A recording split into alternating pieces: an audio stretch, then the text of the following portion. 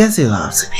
आजकल मैं rom-com anime बहुत ज़्यादा देख रहा हूँ, रोमांस वाली एनीमे। पता नहीं क्यों देख रहा हूँ, थोड़ा सा अजीब तो लग रहा है। पर आपने भी तो पॉज किया है, आपने भी तो इस वीडियो में टच किया है, इसका मतलब आप भी ऐसी एनीमे देखते हैं।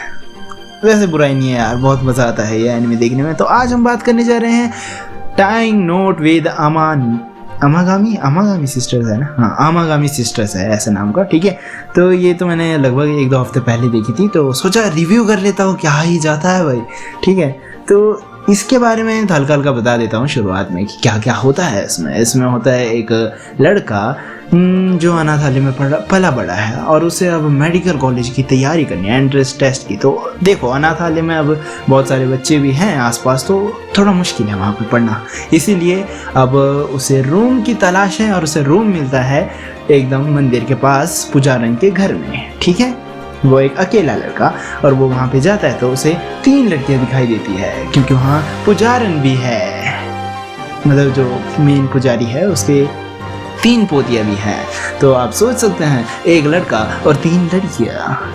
वैसे ज़्यादा तो उसे मुसीबत ही होती है देखा जाए तो लड़के को, क्योंकि सबसे बड़े वाली का कुछ पता ही नहीं रहता कहाँ खो जाती है, और कभी कभी तो उसको ढूंढ के लाना पड़ता है और कहीं अपने ही यादों में खोई रहती है। और सेकंड वाली तो पैनिक हो जाती है अगर कुछ भी इधर से उधर हो जाए, और सबसे ज़्यादा आगे है मतलब डांटने के लिए। और तीसरी वाली तो छोटी है पर मुसीबतें बहुत ज़्यादा करती है।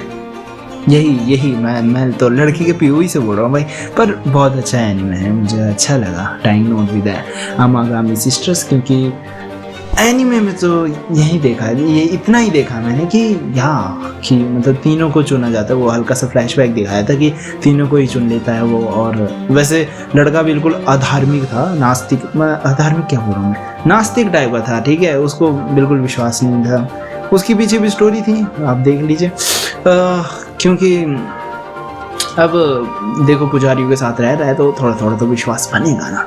तो इसीलिए उसके फ्यूचर में ऐसे दिखाया जाता है कि वो डॉक्टर भी बन जाता है और पुजारी भी बन जाता है। अगर एनीमे देखिए तो कौन सा मोमेंट आपको सबसे बेस्ट लगा वो कमेंट कर देना, और तीनों में से कौन पसंद है उसको भी कमेंट कर लेना, ठीक है। और स्टोरी तो बहुत ही अच्छी है, और ये स्टोरी सिर्फ फोकस नहीं करती रोम कॉम में, ठीक है, ये फोकस करती है सम कॉमेडी चीज़ों में भी, और अलग से मिस्टीरियस चीज़ भी है। अब वो मुखौटा धरी हुई औरत कौन है और क्या है वो हमें मांगा में पता चलेगी या फिर अगले सीज़न में पता चलेगी। मांगा पढ़ना मेरे से ना हो, इसीलिए मैं एनीमे का वेट करूँगा। उसमें क्या है ना, कर लेंगे ना।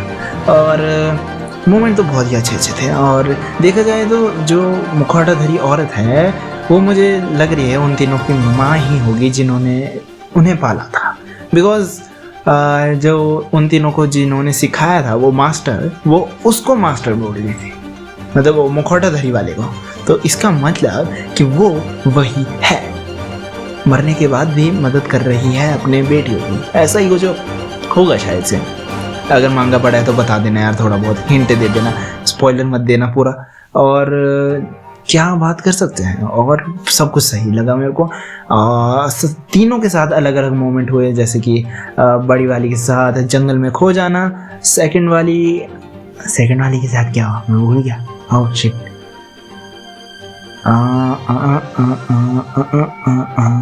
थर्ड वाले के साथ तो लूप में फंस गए थे।